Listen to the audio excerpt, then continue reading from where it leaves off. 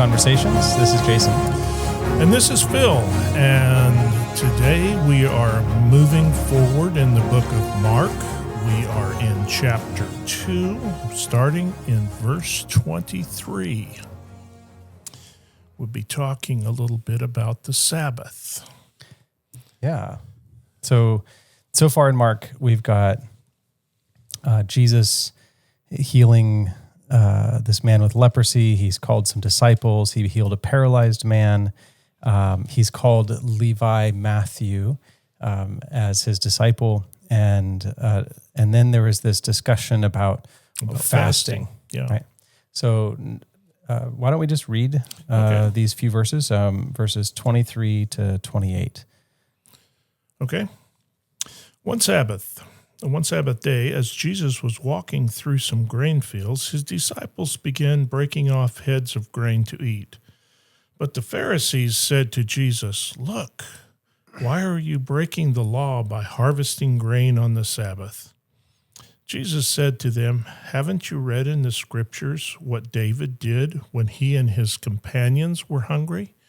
He went into the house of God during the days when Abiathar was high priest, and broke the law by eating the sacred loaves of bread that only the priests were allowed to eat. He also gave some to his companions." Then Jesus said to him, "The Sabbath was made to meet the needs of people, not people to meet the requirements of the Sabbath. So the Son of Man is Lord even over the Sabbath." I feel like this one kind of breaks my thinking a little bit. Like, just to be clear, Jesus is God, right? Yes. Okay. So, and God is the same yesterday, today, and forever? Okay. Okay. So then we go back to the Old Testament, and I've been reading through the book of Leviticus recently, and there's so many places where it's like I'm not talking about the Sabbath. I'm talking about eating the bread of the sanctuary, the bread of the presence. Right. Right. David goes in, the priest gives it to David, and Jesus uses this as an example of like an exception, like that the David's hunger is more important than like the rules of the sanctuary or something. Maybe we could explore that, exactly what he means by that. But if you go back into Leviticus, you find that if anybody came that wasn't worthy to approach the sanctuary, they were supposed to be like ejected from the camp. Like they couldn't be part of Israel anymore. If anybody ate the food that was intended for the priests, the sacred offerings, or the bread of the presence, or even just the offerings that were given, like the wheat, the grain offerings, and that kind of stuff, right? That was supposed to be eaten by the priests, not the Levites. The priests were the only ones that could eat it. Right. There was a couple exceptions and some interesting things that you can read, and it's a little bit confusing as you're going through and trying to like decipher exactly which sacrifice is supposed to be eaten and which one was eaten by who and all that kind of stuff, because there were some things that were allowed to be given to the Levites. So deciphering that is interesting. But anyway, point is, if you weren't one of Aaron's sons or one of the priests, and you ate that stuff, you were supposed to be killed. Okay. So what in the world is going on here? It kind of breaks my thinking a bit. Well, here's what I'm thinking. I'm thinking that okay, when God brought the children out of Egypt, they had forgotten all about him. They didn't understand what he was about. And so I think the sacrifice system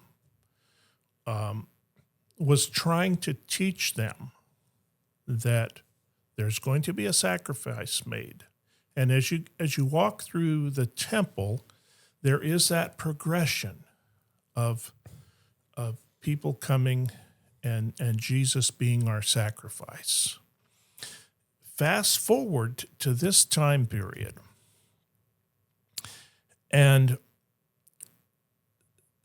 the leaders have taken all of these, seemed like they were complicated rules when they were written back in Leviticus, but they were less complicated than the leaders had made them now. Yeah. So there's limited like details, and then the leaders add a massive details on top of that. Like, here's how I want you to do it, and then they're like, okay, and this is how we do this little thing that he said he wanted us to do. And so I think Jesus is bringing them back to try to make them understand that, listen, you have made the Sabbath a burden for people. Well, okay, so some people would say that Jesus is basically doing away with all of these things. Like before Jesus, we had to do all these sacrifices.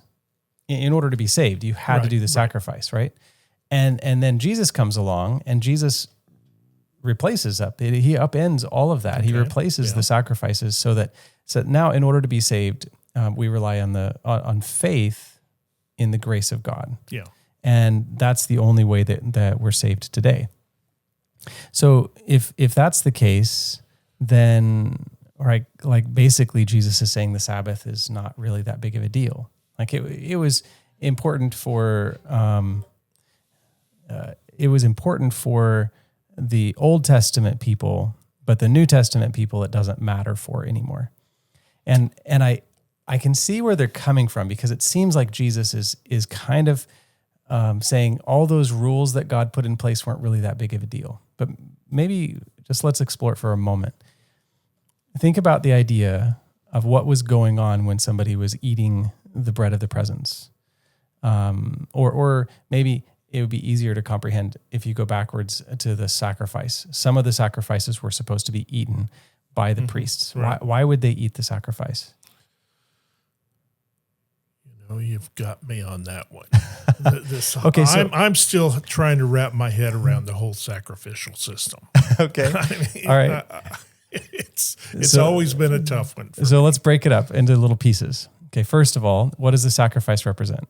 The sacrifice represents Jesus dying for our sins. Every sacrifice was in some way fulfilled by Christ. Yes. So Jesus was the wave sheaf, he was the grain offering, he was the sin offering, he was the Passover lamb, right? Jesus was all of these things. So every one of those, if it's a sacrifice brought to God, it is fulfilled in Jesus. Right. What does the priest represent?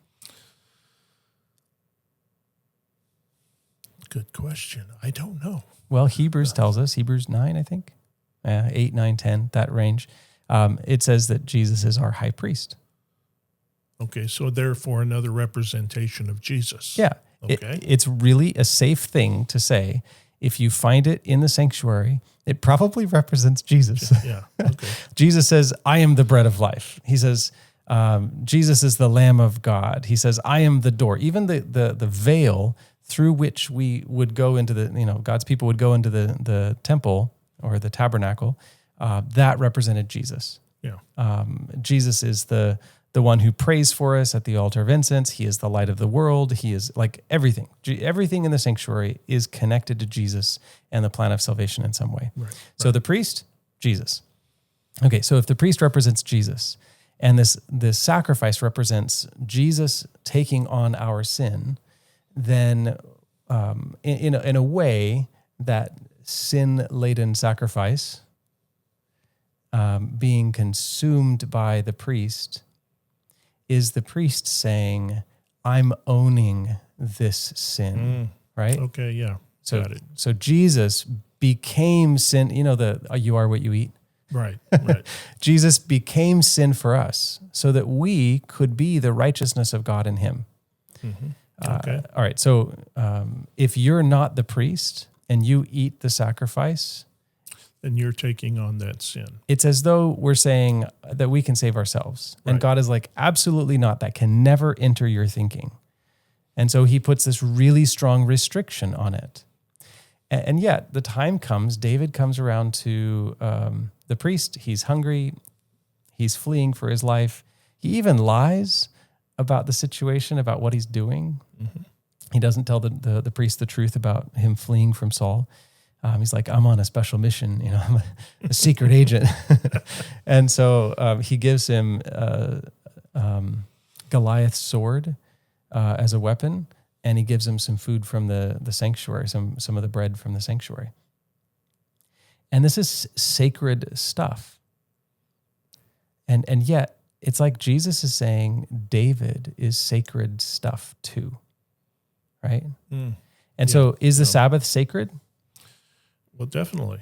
Is God holy and just and true? Yeah. Is his law holy and just and true? Mm-hmm. Absolutely. So the Sabbath isn't something that we should trifle with. And in fact, in the Old Testament, there were situations where God was like, you break the Sabbath, you get stoned to death. Right. So again, death penalty, it's big deal stuff. And yet Jesus, I think, is making the point that God never intended the Sabbath to be a burden for humans. What he intended is for us to respect it as the gift and blessing that it is. Mm-hmm. And what the Pharisees did is they made it a fearful thing, right? To take one more step than is allowed on Sabbath, and you've broken the law and are worthy of death now? And Jesus is like, hold on. And because of those rules, people found workarounds. Oh yeah, that's true. To those rules. Well, that's legalism. Legalism is trying to figure out the least that you need to do, and we always increase the rules, right? So that we don't do too little of the least, but we're getting away with as little as possible. Right. That's what legalism is, and that's not loving relationship, and that's not what God intended it to be. So I kind of get this idea that what Jesus is saying isn't that the Old Testament stuff wasn't significant, or that the sacredness or holiness of the sacrificial system or the Sabbath is insignificant, but that our focus was wrong, that God didn't give it to us as a burden. He did not require humans to keep the Sabbath because the Sabbath is wonderful and humans should serve the Sabbath. Mm-hmm. He gave the Sabbath as a gift for our benefit. Right. Well, the interesting thing here is that the Jews themselves, I mean, there's other places where it said, you won't do this on the Sabbath, but if your ox falls into a ditch, you'll sure, work, which is breaking all their rules. But what's more important, keeping the Sabbath, quote unquote, or the life of the animal? Well, the life of the animal is pretty important. Mm-hmm. We used to live by a guy that he would not work on Sunday unless he could make a $1 bill. And my dad would sometimes go over there and can you help me with this? Oh, no, it's Sunday. But the next Sunday you'd see him with a car in his yard and he'd be working on it. Huh. And a friend of mine, he's going to pay me $100 for this. So, I'm going to make some money. It was fine for him if it was money making. Yeah. Okay. Yeah. And that is, I think that's the way the Pharisees were, as long as it doesn't inconvenience us, it's fine. Greedy weasels. But but if it affects me, if it affects my money, my pocketbook, it affects my money, then we're going to tweak the rules just a little bit. Huh. And it's clear how hypocritical they were. But Jesus seems to change the focus completely. Like the animals are important. Right. So you're not going to not feed your animal on Sabbath because that's work. Because the animal needs to be fed, and it's essential, right? The same thing, you've got somebody in the hospital. You're not going to say, "Oh, see you later. Hope you survive. I'll come back in 24 hours." No, you care for the person. So like there's a sense of necessary work.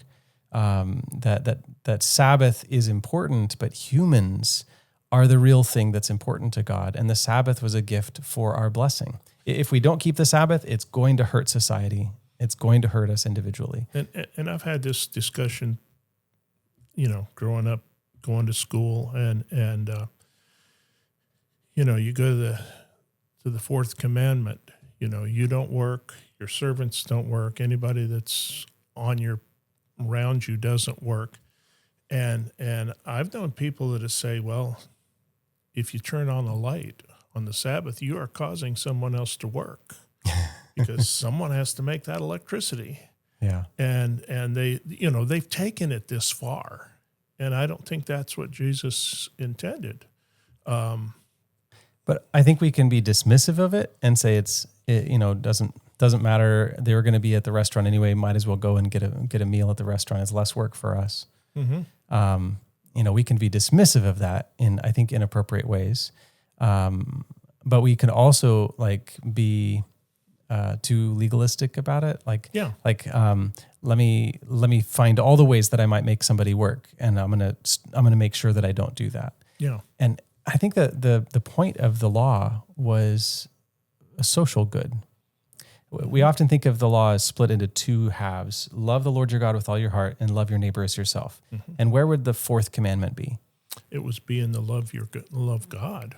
The interesting thing about the fourth commandment is that it is the thing that binds the two sides of the law together. God says, "Remember the Sabbath day to keep it holy. For in 6 days the Lord made heaven and earth, the sea, and all that in them is, and rested the seventh day. Wherefore the Lord hallowed the Sabbath day, blessed the Sabbath day, and made it holy." Anyway, whatever. I'm trying to remember it, right? And then he says, 6 days you should labor and do all your work, but the seventh day is the Sabbath of the Lord your God. In it you shall not do any work, right? So this is the don't work part of it. You or your son or your daughter, your manservant or your maidservant, or even your cattle, and even the stranger that's within your gates. Mm-hmm. So immediately we've got this connection. Like, first of all, because God created us, we should rest. That's a faith thing. Like, God saved us, God made us, we rest in his creative act. But then there's the social part. In Isaiah chapter 58, verse 13, we find, "Stop stepping on the Sabbath." Like that's the verse there. But if you go back to the beginning of the chapter in Isaiah 58, it says that we should cry aloud and spare not, and tell my people their transgressions and the house of Jacob their sins. What's their sin? They're doing religious things while making people work. What are they doing? They're going out and they're putting on sackcloth, and they're praying, and they're doing these religious things. And when do you do that? I mean, you could do it any day of the week, but specifically you do it on Sabbath, right? No. So they're keeping a Sabbath, but then they're forcing their workers to continue working. Like if you've got a store or a mine or a landscaping company, right? Wouldn't it be nice if you took a break? Like, I'm just going to take a Sabbath, but I want the economic engine to keep running. Right. And so you make your workers keep working. And God had a big problem with that, because the Sabbath was intended to be a social leveling tool. It causes me to rest in God by faith, but it also causes me to allow others to take a break. Right. And that's a social justice issue. That we look at the weekend as a modern invention, but God invents the weekend. Well, at least the Sabbath, Sabbath day, yeah. and then he doesn't just say, not just your kids can't work, or even your servants can't work, but you can't force a foreigner to work, which is a big deal, because in the Jewish culture, the foreigners were treated like you couldn't enslave one of your own people. You had to give them a wage, and there was this ownership thing you can't own an Israelite, right? But you could own a foreigner. Yes. Now that the whole thing about slavery in the Bible is another discussion we can get to another time. We'll put that down on our to-do list, right? We'll do. But in the mind of the Israelite, our people, our brothers and sisters, are kind of different than the foreigner. Yeah. Mm-hmm. But God is saying your foreigner is in the same class of value. Yeah. Right? So everybody matters. So the Sabbath command isn't about don't work. the Sabbath command is a gift to society. It's a weekend. Yeah. So how do we bring that to modern day? Now you're stumping me. Wait, what were you talking about? In my mind, are there times it's okay to work?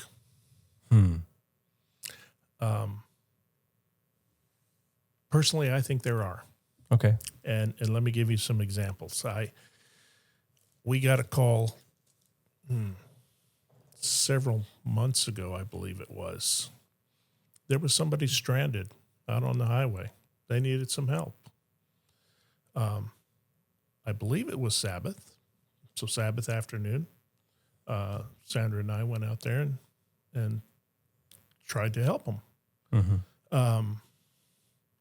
If you want to get real legalistic about that,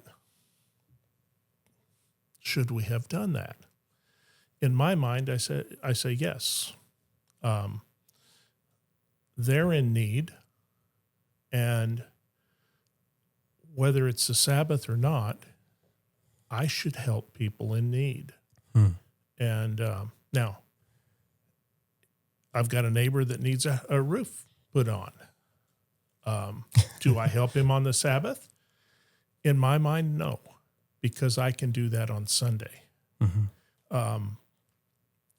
Well, let's read the next few verses, because Jesus has this experience on Sabbath in the synagogue, and he has some teaching on this particular thing, and it kind of clarifies the difference between that necessary good and the let's just read it. Okay. You want to read it, or should I? Yeah, go ahead. Okay. Jesus went into the synagogue again and noticed a man with a deformed hand. Since it was the Sabbath, Jesus' enemies watched him closely. If he healed the man's hand, they planned to accuse him of working on the Sabbath.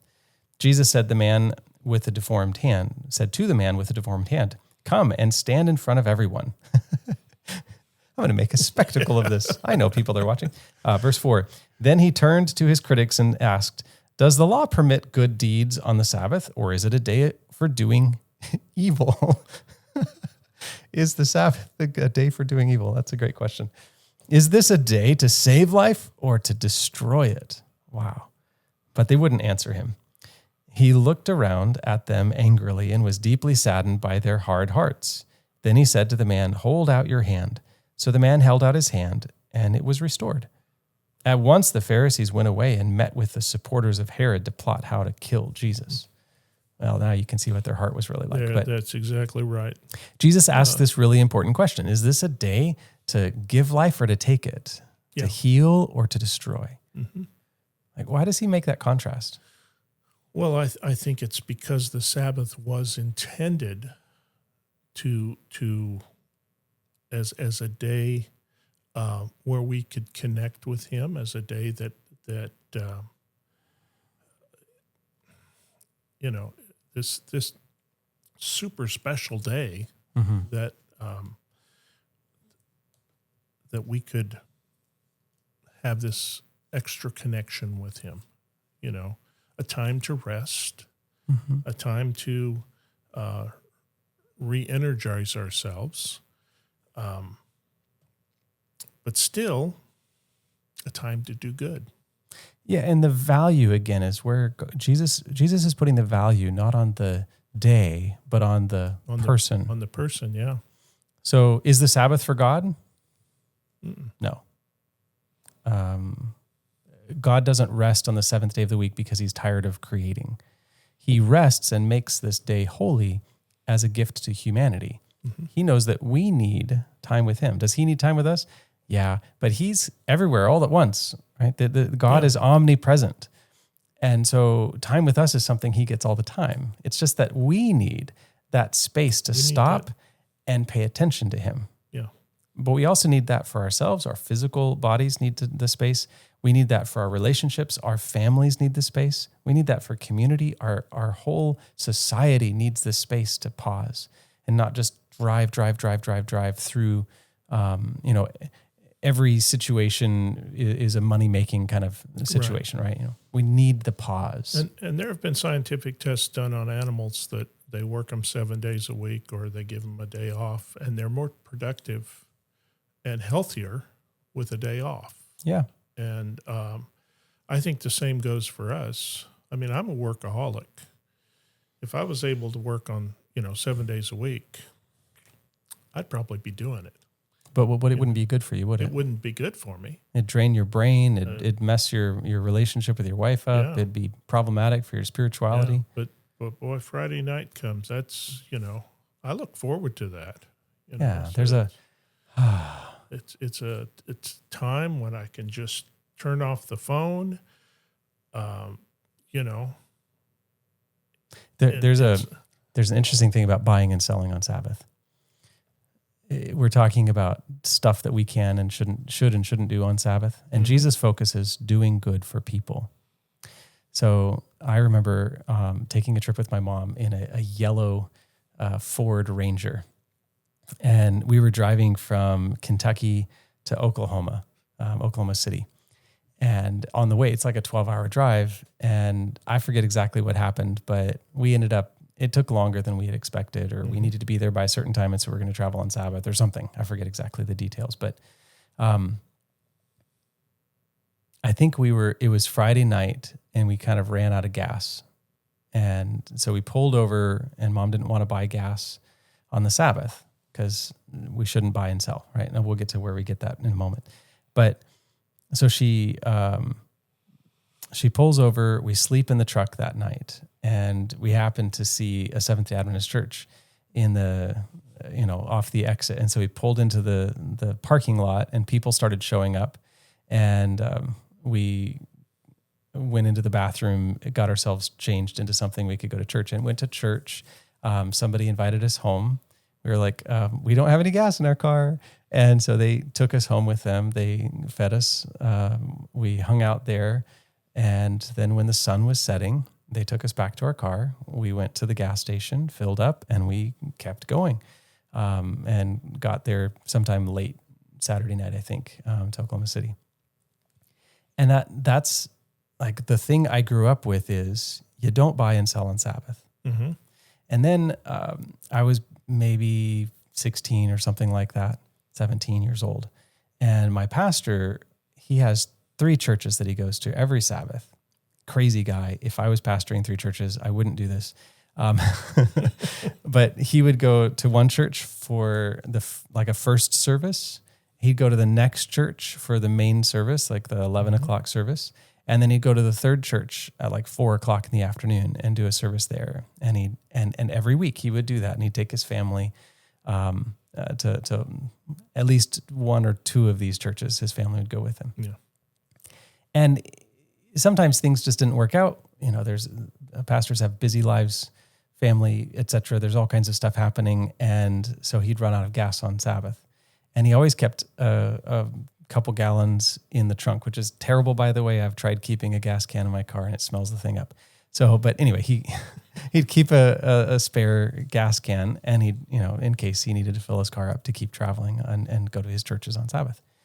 Well, one day I'm with him, and he's like, this week I didn't get it done. Like, I didn't fill up my car, and my extra gas can is empty. And so it's on Sabbath, and I'm with him, and we're headed to this third church, and he stops at a gas station, and he swipes his card, and he puts in gas into his tank. And my mind was like, I don't know, alarm bells going off, and, red light, like, this pastor is bad. He doesn't keep the Sabbath. Like, what do you think about that? Well, it's interesting that he swiped his card, because I've heard a lot of people with the mentality, well, I'm really not paying for this today because I will pay for it when the bill comes in, and I won't be paying for it on Sabbath. It's the transaction that's the issue, right? I know.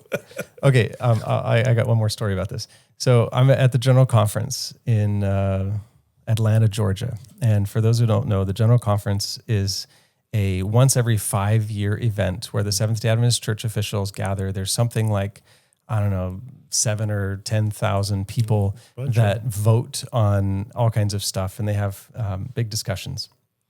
But they also have some fantastic speakers and some really great music. And so people can come and they can visit and participate in this big event. And something like 70,000 Seventh-day Adventists will descend on a city for this event, especially on the weekends. So imagine Atlanta with 70,000 people, not just 70,000 people, but 70,000 Seventh-day Adventists coming in. And like lots of them are vegetarian. So like all these restaurants have to figure out what to do with vegetarians, and not just a few of them, but lots of them. And so they're selling less alcohol. Their restaurants are filled up with people that are asking for vegetarian recipes, and their meat is not being used. And anyway, so it's this whole thing. Well, the General Conference people that planned this and worked with the city on this had told them, like, we're not going to be buying stuff, or most of our members aren't going to be buying stuff on Sabbath.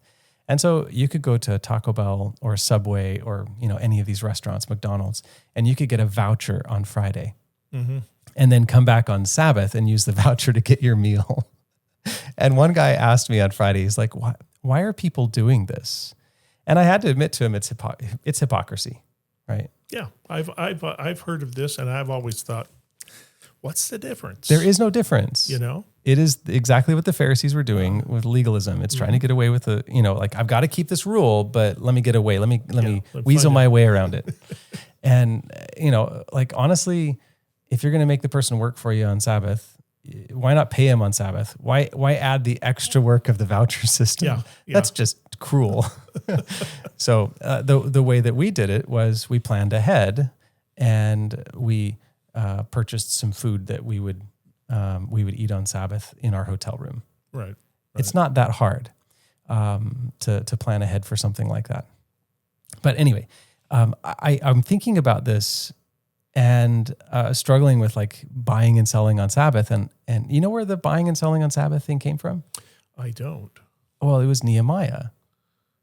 Okay. So Nehemiah is trying to get Israel back towards like honoring the Sabbath in a post-Babylon experience where they've been in Babylon for 70 years and their mindset is different. And plus they had the years before that where they were in idolatry. And so Nehemiah is trying to shepherd them through, and Ezra before him, we're trying to shepherd the people through this spiritual revival where he's teaching them how to honor God. Well, one of the things that would happen is that the people from around the Jerusalem would come through, and as they were getting the walls built, before they got the walls built, it was just, it was very porous. Everybody could come through and in and out, and there was no control. But once the walls were built, there was a gate, and the people would come through the gate and set up a market for Sabbath. And Nehemiah is like, no, this will not happen. And Nehemiah is he's a strong personality. So he, when he finds people are doing the wrong thing, he does things like beat them up and pull their hair out. Like, gonna have to go back and reread Nehemiah. Oh, it's quite the read. You should read it. So these foreigners are coming in, like non-Jews are coming into Jerusalem, and it's Friday night, sundown or whatever, and they're wanting to get ready to set up. And Nehemiah has the people close the gates, and he's like, "Go away! Don't come back again on Sabbath." Next time they come, he's like, "You come again, and I'm going to beat you up." Right? He's like really forceful about this. And he tells the people, no buying and selling, no setting up a market on Sabbath. Now, was that the right thing to do? Forgive Nehemiah's methods. He was being very bold and very strong and forceful in an environment where people were being stupid. They needed a strong man to step in between them and stupidity. Okay? But I'm not sure that we would... I'm pretty confident that we would say pulling people's hair out is not the right discipline. I don't know. It works sometimes. So.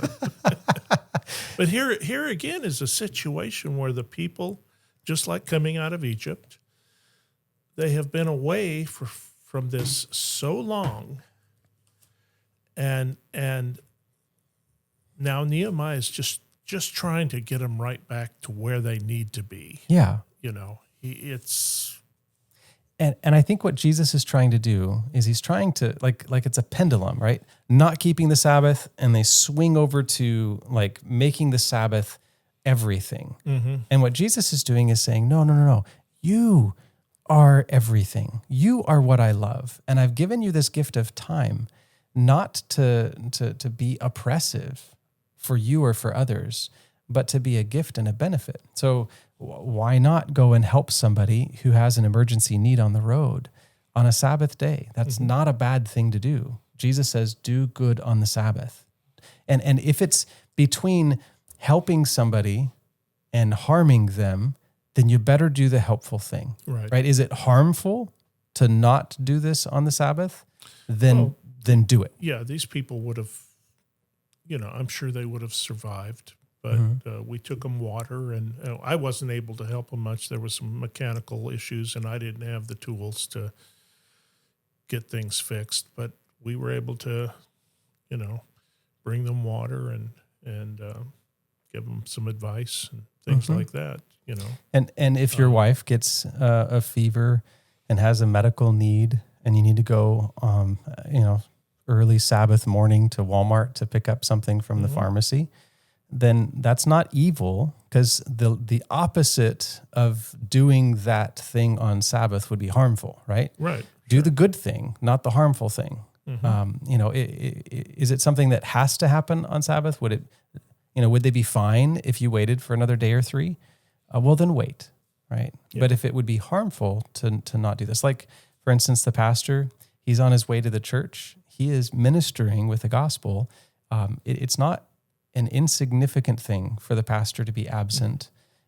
And if he doesn't stop to get gas, and then he won't be at the church. So what should he do? Should he abandon the church for that worship service, or should he get gas? Well, not only that, he'd be stuck out in the middle of nowhere with you in the car. With me in the car. You'd definitely get gas. So I think that what Jesus is giving us here is a toolkit for understanding, like, people are valuable. The Sabbath is a gift. Let's use it to help, not to hurt. Right. Yeah. We've kind of wandered through some interesting territory today, haven't we? This is, we can continue wandering. There's some things actually I'll talk to you about after this. But now I'm curious. Now you got everybody else curious. Yeah, I know. but it goes down a different rabbit hole. Okay, all right. Well, we've gone through enough rabbit holes today, so thanks for the conversation. Yeah.